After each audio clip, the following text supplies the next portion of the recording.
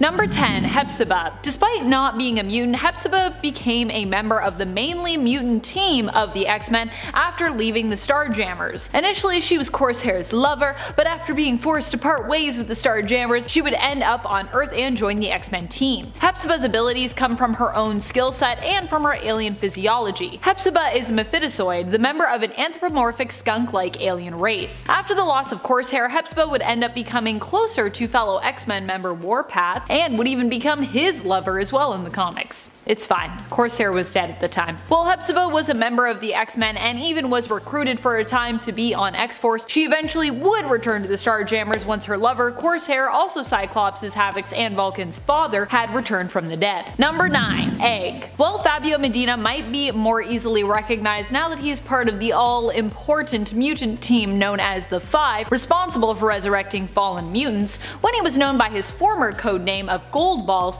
he would have been much less recognizable. Also, if you haven't been reading the comics for a while, you might not know that he's important now. That sounds so mean. He was important before, but he's really important now, you know what I mean? Fabio's power allows him to produce and shoot, well, gold balls from his body, each one firing off with a poink sound. However, since his time as Gold Balls, it was more recently revealed during the dawn of X that the balls he was producing were in actuality unfertile eggs. With this revelation, he took up the name Egg and became part of the 5 most important mutants on the island nation of Krakoa. As with this newly understood power, he could create eggs which could then be made fertile and used to regrow and resurrect fallen mutants. So if you haven't heard of Egg or Gold Balls, he's a member you'll likely be more interested in knowing now. And before we move on to our next spot, just a quick reminder, if you love mutants as much as I love mutants, and I love them a lot, be sure you show that love by giving this video a thumbs up. Number 8. Beak. Beak's mutation ended up being slightly more unfortunate in comparison to some of the other more well-known core members of the X-Men team. Beak is Barnal Bowhusk, and his mutant powers are simply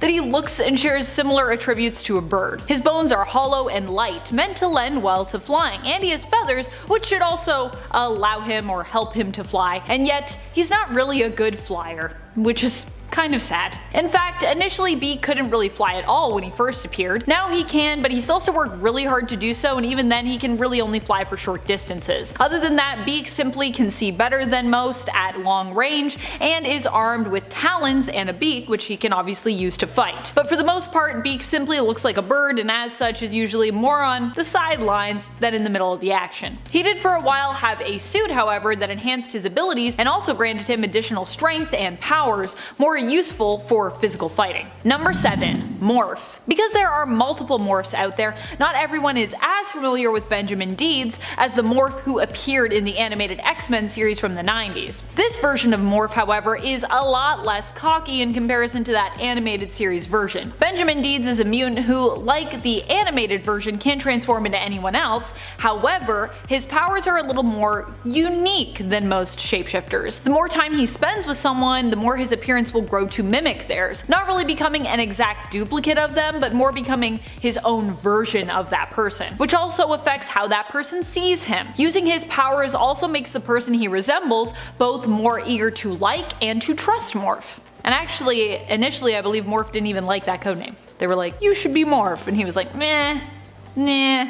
Number 6. Thunderbird. While we haven't seen Neil Shara in a while, he was listed as a member of the X-Men in the Ten of Swords handbook, and while it's since been revealed that the X-Men were originally made defunct after Krakoa came to be during Dawn of X, they saw their return during the denouement of the Ten of Swords event in their own series, X-Men, which had been going on since Dawn of X in the comics, comically, despite the team no longer being technically recognized by the Quiet Council. So it's really weird. It's like we had an X-Men series, but like no one acknowledged that the X-Men team existed.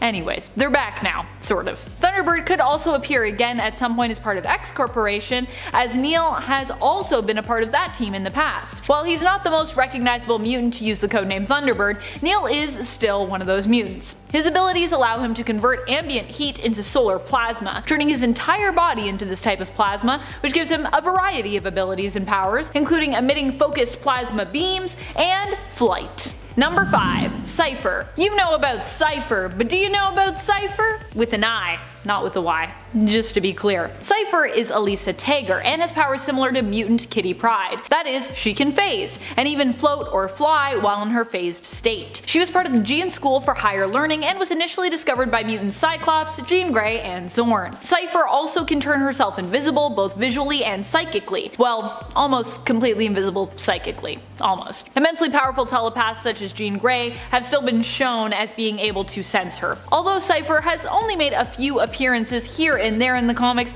she still managed to make her way onto the Young X-Men team and has even reappeared on Krakoa. Number 4. Ink. Ink is another member of the X-Men who technically isn't a mutant. It was believed initially that his mutant ability was to gain powers from his tattoos. However, it was later revealed that it was Eric Gitter, aka Ink's tattoo artist, who was the mutant and who basically imbued Eric with these powers using his own mutant ability. Ink's tattoo artist was Leon Nunez, a mutant with no codename really, simply being known by his name or known as the tattoo artist. Ink would be recruited as one of the Young X-Men, initially believing he was working for Cyclops, but later learning he was in fact working for a disguised Donald Pierce. Ink fought alongside his fellow X-Men, but would leave the team for a time later on after discovering that he wasn't truly a mutant, when he found out where his powers really came from. When his fellow teammates needed his help, however, he would return armed with more tattoos from his artist. The Ten of Swords handbook listed him as an active member of the X-Men, so, you know. He's there, he could be back again, I don't know. I feel like I haven't seen Ink in a while, but he's out there. Number 3. Slipstream. On my previous list I talked about the mutant known as Lifeguard, but now it's time to focus on her brother, who is also a mutant, don't you know, Davis Cameron, aka Slipstream. While his sister Heather worked as an actual lifeguard in Australia, Davis himself was a surfer. His powers weren't activated until later in his life and were actually awoken by Sage after his sister went missing, and it was revealed his latent mutant abilities could be used to help find and then rescue her. Slipstream's abilities allow him to create quantum portals which can transport him and any passengers he takes along with him across great distances. However, it should be noted it requires a lot of concentration for him to bring others along with him. He can also track previous teleportations, allowing him to use these warp wave abilities to find his way to the destination and location of teleporters that he's tracking. Which I think is a pretty useful ability, tracking teleporters, because they're tricky. Number 2. Spider-Girl. Well, not naturally born, but kinda made in a lab, Spider-Girl made a single appearance in Avenging Spider-Man issue 16. She had similar powers to Spider-Man, but was made of a combination of spider and mutant DNA by the Jackal, using materials found in Mr. Sinister's lab. Wow, the Jackal in Mr. Sinister's lab just sounds like such a dangerous thing. As such, she also had the additional powers to shapeshift into a giant spider with 5 human eyes. While in this shape, she also had the power to spit purple mucus and even fire optic blasts from her eyes.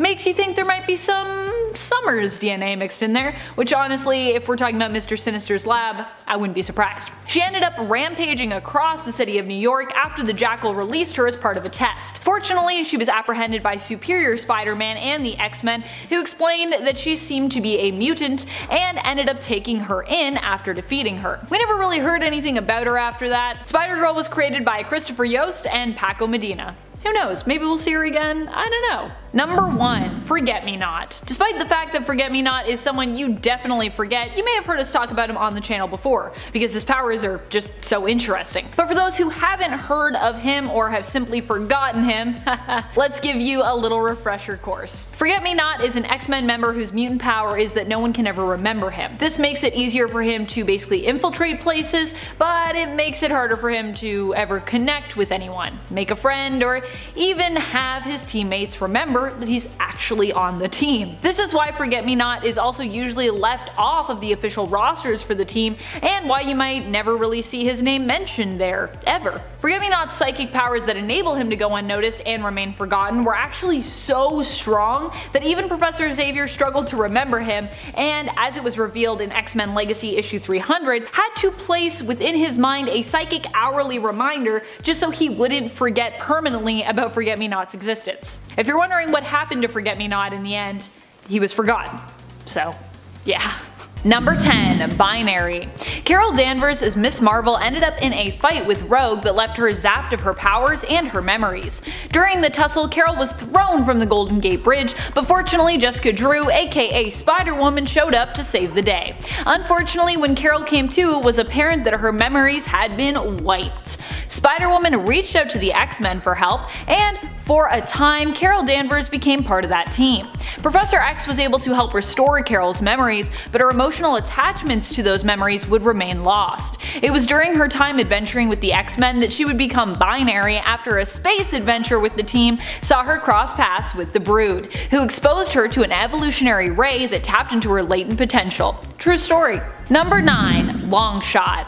Longshot is a paradoxal hero. He ended up joining the X-Men after being sent to Earth by Mojo so that he would forget all that had passed before that, like the part where he almost defeated Mojo.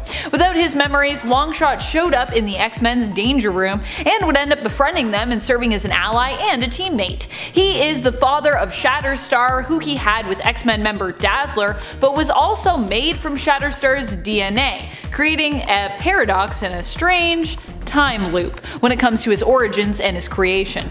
Longshot got his name during his time on Earth, which was given to him because of his fighting style. Longshot always taking the long shot, the less likely, more desperate path of success in fights. Longshot, however, can do this as while not a mutant but being engineered from the DNA of one, he possesses probability altering powers which grant him a bit of luck. He also has enhanced speed, strength, agility, and endurance, which he often uses to fight with using throwing knives. Longshot is also known for his super handsome powers that cause many people he meets to instantly fall for him. And before we move on to this next spot, just a quick reminder, if you love X-Men truly as much as I love X-Men, then be sure to show that love by giving this video a thumbs up. It really does help us out here at the channel, so thank you if you already did that. Number 8.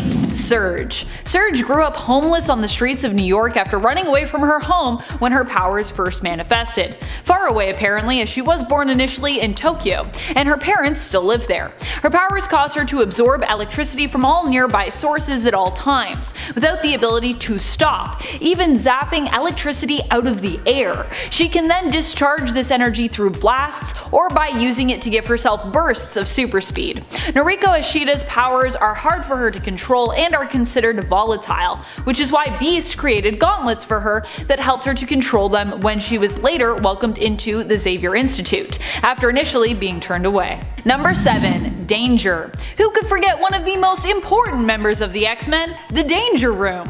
The Danger Room was a room used to help train the various members of the X-Men team, but was later revealed to be mutated technology which had evolved to become a sentient AI. So yeah, an AI mutant. Danger revealed their intelligence to Xavier when, after an upgrade and relocation facilitated by Mutant Forge, they asked, "Where am I?"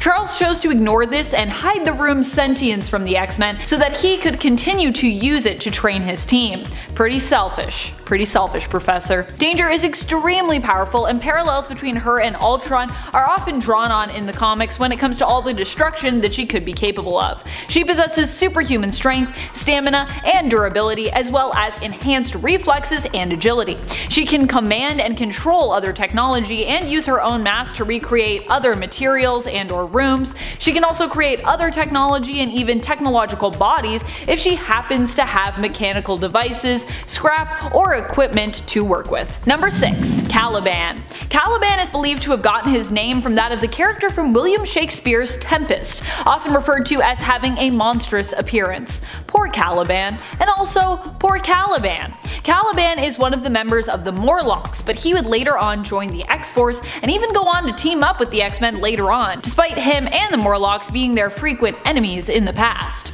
Caliban's mutant powers increase the reaction of his fight or flight response, allowing him to manifest super strength as well as a sort of absorption and then later emission of fear. Basically, if you're feeling afraid in the moment, he can kind of like take that in and then put it back at you, or if he's feeling afraid.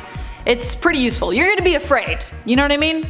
These powers only appear when in this mode, however, when Caliban experiences that increase in adrenaline. He is also able to sense the presence of mutants within a nearby radius, and that's a mutant power that he has even when he's not in that fight or flight mode. Number 5. Blindfold. Blindfold is Ruth Aldine and is a possible descendant of Destiny. She was born without eyes entirely. Her mutant powers allow her to manipulate astral energy, tap into the astral plane, and grant her specific telepathic abilities, including precognition and clairvoyance. She also has the ability to manipulate chaos factors and alter events in order to achieve a desired result, and maintains a reality warp resistance. Pretty useful.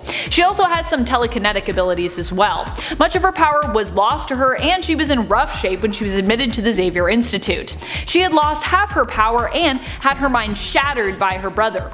Blindfold had a really rough home life, and her brother Luca ended up coming home one day filled with hate for his sister and prepared to kill her with a chainsaw. When her mother stepped in to defend her, her mother was instead murdered by Luca, who blamed young Ruth's freakishness for his own actions. Luca ended up getting the death penalty for this crime, but when he died, it seemed as though his own mutant abilities manifested, causing him to shift into an astral or ghost-like form and attack Ruth.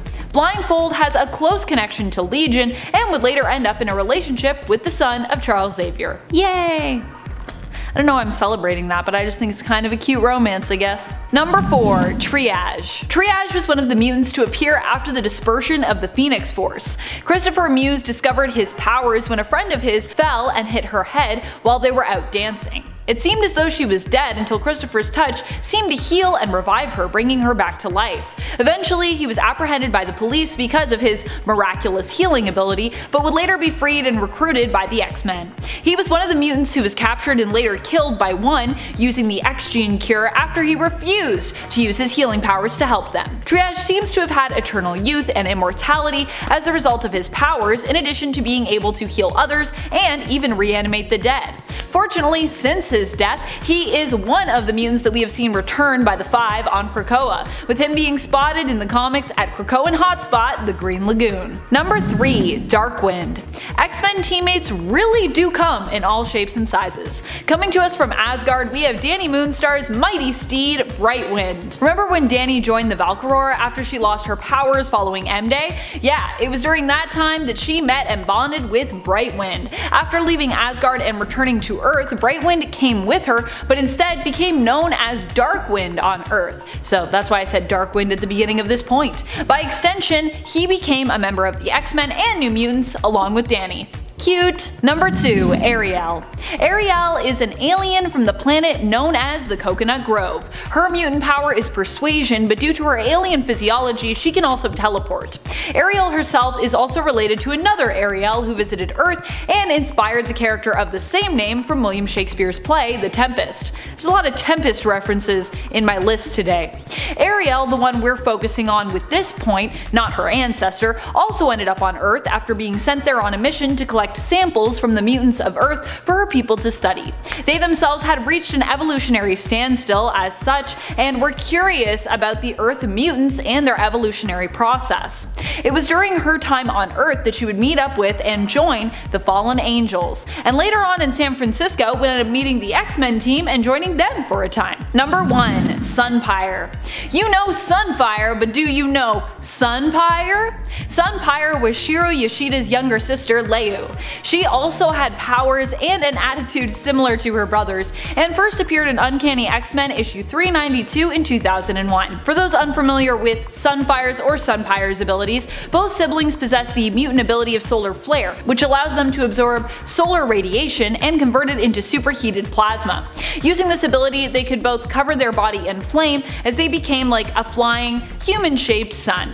Sunpyre can use her power to emit plasma blasts and give off intense solar heat. Leu is one of the mutants who answered a psychic call to help defeat Magneto and save Professor X. After helping out the X-Men in that adventure, she'd later appear again as a member of the XCorp. It is believed she died in action when the other members of XCorp turned on her because Mastermind, Martinique Wingard, working in league with Mystique, was controlling them. Number 10. Thunderbird. AKA John Proudstar, Thunderbird made his comic book debut in Giant Size X-Men issue 1, and during his childhood on the Apache Reservation in Camp Verde, Arizona, John wasn't like the other kids on the reservation. He grew up extremely strong and he became an athlete, and at just the age of 20, his mutant powers manifested when he wrestled a charging bison with his bare hands. That's a lot of strength. Now this earned him fame on the reservation, so much so that Charles Xavier caught wind of the young man through Cerebro and invited him to join the X-Men. The first mission John took was actually the rescue of the original X-Men from Krakoa. Xavier then gave him the nickname Thunderbird. Now Apocalypse experimented on Thunderbird and transformed him into the Horseman of War at one point. Now fortunately this didn't last forever, as he broke free of Apocalypse's mind control and began getting his life back together. You can find all of this in Exiles issue 1. And before we go on to number 9, guys, if you haven't already, you can go ahead and give this video a thumbs up. It really does help our studio out a lot. You guys are the best. Thank you so much for supporting Top 10 Nerd. Now back to this list. Number 9, Wither. Making his first appearance in New Mutants Volume 2, Issue 3, Wither, aka Kevin Ford, grew up thinking he was cursed, or he was the most unlucky person on the planet. His mutant powers started to manifest, and he noticed it first in his plants and then on his clothes. See, his plants would die and his clothes would start to fade away. They would start to decay, almost wither away. Now we get it. Now his father tried to calm him down once he realized this, but coming into contact with Kevin, well, you could have guessed what happens. He was soon discovered and was invited to join Xavier's Institute to learn how to control his wild powers of organic decay. He got close with Wallflower, aka Laurie Collins, but in the House of M storyline, he touched her arm and crippled her. He ran away hurt and was soon met by Selene, the Black Queen, and she invited Wither to join her circle, and he gladly accepted. Number 8.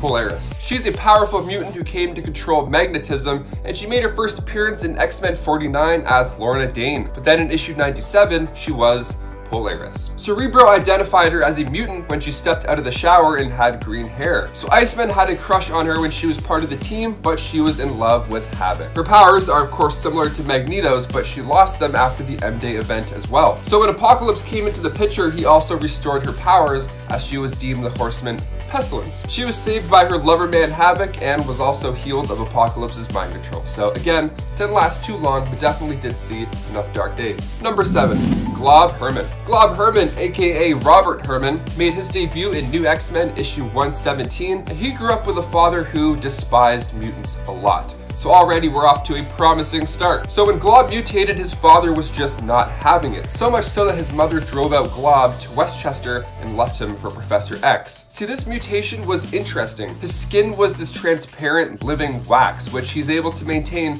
being on fire, which is kind of cool. He runs with the New Mutants now, but at one point he did join the Omega Gang, led by Kid Omega, and they made their own stand for mutant rights. See, Glob wasn't a fan of the school, and he also had a grudge by the way that his father treated him. So he had a pretty harsh take on how to treat humans. Poor Glob. I mean, he had a rough childhood, not exactly his fault here at all. Number 6, Kid Omega. Okay, that guy that I just mentioned, of course, I'll fill you in a little bit on him as well and what gang that he was a part of. Quintavious Quinton Quirinius made his first appearance in X-Men issue 134, and he has been described as one of the most powerful telepaths, one of the most strongest mutants ever besides Jean Grey. He was once the host of the Phoenix Force as well, so that should give you any indication. He was one of Xavier's prized pupils until he put together the Omega Gang, which was a gang that takes out humans for the crimes they committed against mutants. He even went to a tattoo shop to get him and the gang tattoos of an Omega symbol to put over top of the X-Men symbol. So they weren't playing around here. I mean, at least try wash off tattoos first. I mean, give it some thought, you know, those things are forever. Number 5, Banshee. Making his first appearance in X-Men issue 28, Sean Cassidy was born as the heir to the castle and estate of Cassidy Keep in Ireland. Professor Xavier asked him to join the X-Men at the same time as Thunderbird, and they both stayed as members of the new X-Men. He went on to train the new generation of X-Men and Generation X, but was killed during Deadly Genesis when he tried to stop the Blackbird from crashing when it was taken over. Banshee remained one of the unliving until the Apocalypse twins resurrected him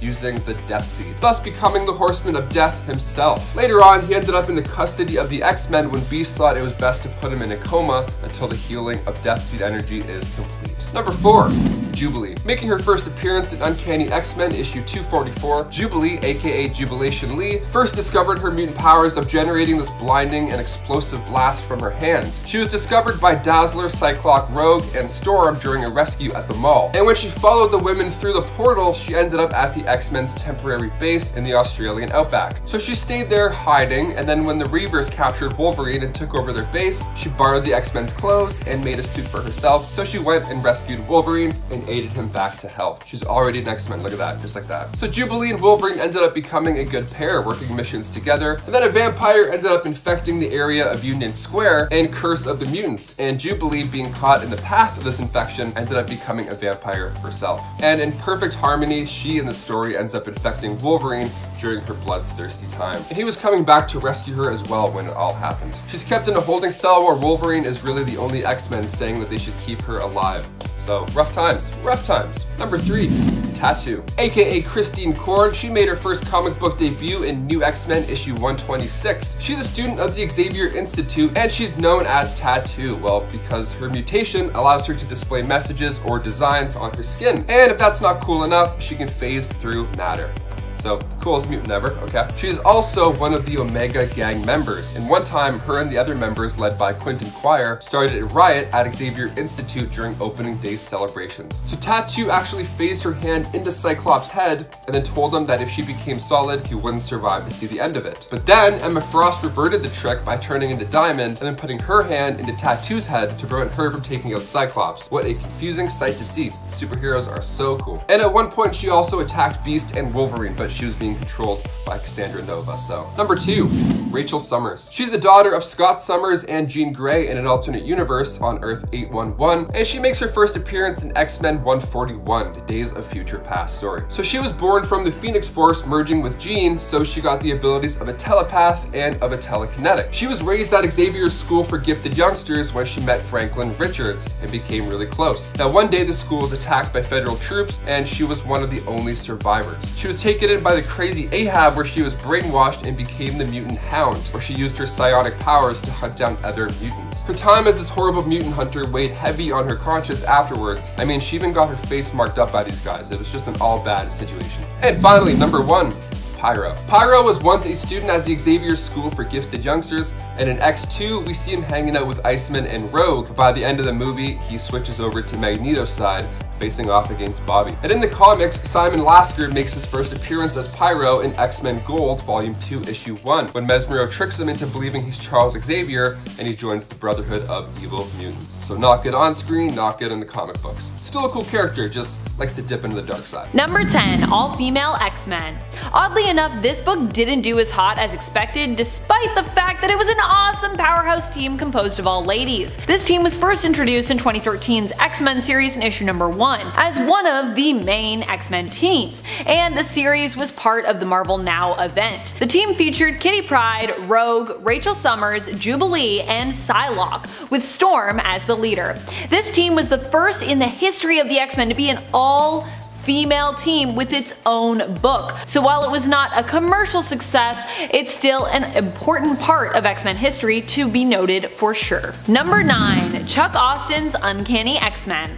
At least, I kind of hope you've never heard of this one, because if you have, you probably just forgot about it after years of trying, and now I'm traumatizing you by bringing it back up. This is the team that featured Stacy X. Yeah. I like Stacy X, but I can also see why her character and this run were super problematic. Austin's run on Uncanny X-Men began in issue 410 and ran till issue 443. The problem here wasn't so much to do with the members of the team as the subject matter. Many people feel that Austin's run was hypersexual, and he also gave us the revelation that Nightcrawler's dad was Azazel, which honestly isn't that terrible, but then he also gave us the weird Draco storyline with the X-Men versus the Neopham, which was something. It was a time. All in, this was definitely a controversial run, especially considering the relationship between Husk and Angel. The team was made up of Archangel, Beast, Iceman, Nightcrawler, Stacy X, Wolverine, and Professor X himself to start, but it would later on feature Husk, Polaris, Northstar, Juggernaut, and Havoc. Before we move on to this next spot, just a quick little reminder to click that like button if you haven't already, it really does help us out. Number 8. Children of the Atom. You might not have heard of this one because it isn't even out yet, but this is one of the new teams and books that we had expected to see earlier this year, but due to the global pandemic was delayed and is now delayed again. Originally it was moved to January of 2021, but now we aren't expected to see it till April of 2021. Boy, that is a long wait. But just because they aren't around yet doesn't mean we can't talk about them. And if you haven't heard of this team yet, you might want to keep your eye out for when their book is released. Children of the Atom is a team of new teen mutants who are basically X-Men superfans and are trained by these very famous original mutants. Technically, the X-Men team was never meant to exist in Krakoa, as was just revealed recently in the comics, despite them having their own book as part of the Dawn of X line. I know, it's a little confusing. So it'll be interesting to see how the Children of the Atom, who are being advertised as kind of X-Men sidekicks, fit in exactly. In a world where, you know, there's not really supposed to be X-Men? Well, we have yet to meet the members of this team. We do know some of them not only have similar costumes to the classic X-Men, but also have similar powers. Number 7. Hellions. No, not that Hellions. This Hellions. In fact, Empath's look in the new Hellions was a throwback to the original Hellions team outfits. Empath was also an original member of the team. Before we saw the team revived in Dawn of X, they were Emma Frost's team. Basically her version of a teenage mutant team similar to, well, the New Mutants. We're also a Teenage Mutant team. Every time I say Teenage Mutant team, I just want to say Teenage Mutant Ninja Turtles, but that's not what we're talking about. Although they are also a Teenage Mutant team. In comparison to the new Hellions, these Hellions were not as crazy, but were somewhat troublemakers, who had an ongoing, sometimes friendly rivalry with the New Mutants themselves. The team consisted of Empath, Beef, Bevatron, Cat's Eye, Roulette, Taro, Thunderbird, Jetstream, and Firestart. The team was first introduced in New Mutants issue number 16 in the 1980s and was disbanded in 2009 in the comics after most of them were basically slaughtered, victims of a surprise attack. The team has returned since, but the new Hellions team only shares one member of the original roster, Empath. Number 6. XCorporation. Many people may have forgotten the existence of XCorporation since the organization was destroyed and became defunct back in the early 2000s, but they are coming back, so it's a pretty good time to remind everyone of their existence. Reminder, XCorp is still a thing. This actually just happened in the comics during the Empire event when we saw for certain that Xavier had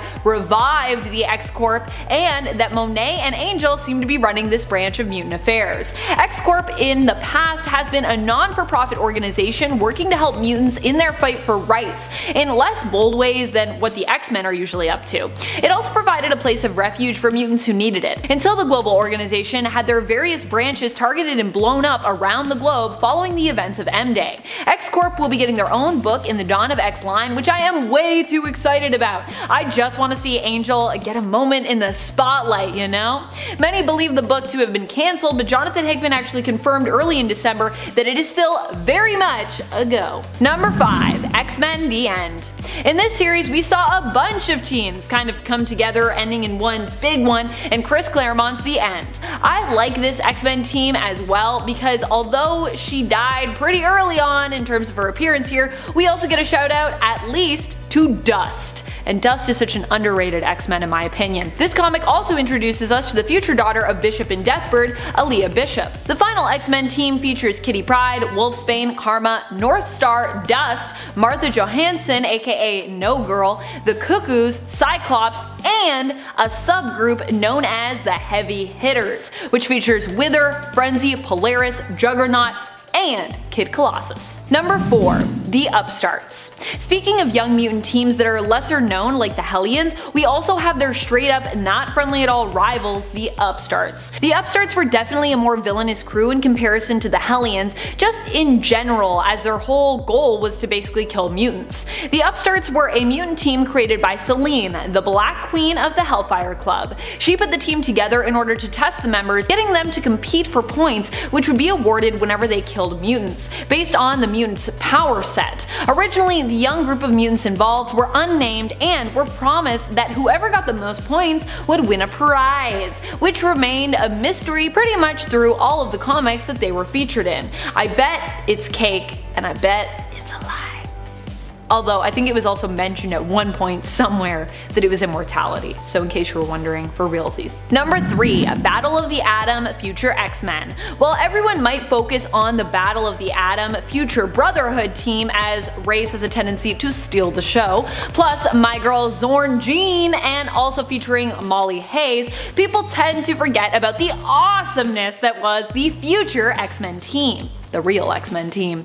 This team featured a much more skilled Iceman, who now was known as Ice Wizard, Wiccan, who had become Sorcerer Supreme, Chimera, who is believed to be Storm's daughter that she had with Black Panther, Shogo, Jubilee's son, known as Sentinel X, Colossus armed with Magic Soul Sword, Kid Omega as Phoenix, and Jubilee as Wolverine. Number 2. Extreme Sanctions Executive, the other XSE. This team also spiraled out of the team that we talked about previously on part 1 of this list, Extreme X-Men. XSE here stands for the Extreme Sanctions Executive. Similar to the original XSE that Bishop was a part of in the future, this team is also like a military police force meant to maintain and in some cases enforce peace is kept between mutants and humans. Storm was asked to create the team by the United Nations and eventually would increase its numbers by recruiting the rest of her X-Men, making this team another government-sanctioned mutant team, like X-Factor was, and still one of the first of those types of teams. Team members have included Bishop, Cannonball, Magma, Rachel Summers is on every team, I love it, Psylocke, Rogue, Sage, Wolverine, X-23, and Gambit. Number 1. ExAnimals. If you're an intense X-Men fan, you may be familiar with Mojo's X-Babies, but are you familiar with his other attempts at recreating or recasting Marvel's 616 X-Men after they were believed dead? One such team that attempted to step in was the ExAnimals. This was a team of, well, animals, who each took on the role of a different mutant member of the X-Men. We've got a skunk standing in for Rogue, a bulldog for Wolverine, a pig for Dazzler, a rabbit as Havoc, a cat for our Storm, which I kinda love, a bird, possibly a hawk as Longshot, an otter as Psylocke, and a gorilla as Colossus. Sadly, this team was not acceptable as a replacement in Mojo's opinion, and he got rid of them. But I'd love to see them return at some point, if that's possible. There are just so many X teams to keep track of and so many rosters. I think it can be especially hard when there are various X-Men teams operating all at once across like multiple different books and runs, and potentially timelines. It's a lot, and there's always stuff you're going to miss, which is why it's really fun to go back through history and see what you maybe missed out on at the time because you were busy reading something else. I honestly wish I could read every single issue of every single X book, but truly there is just not enough time in the day, but I can definitely try though.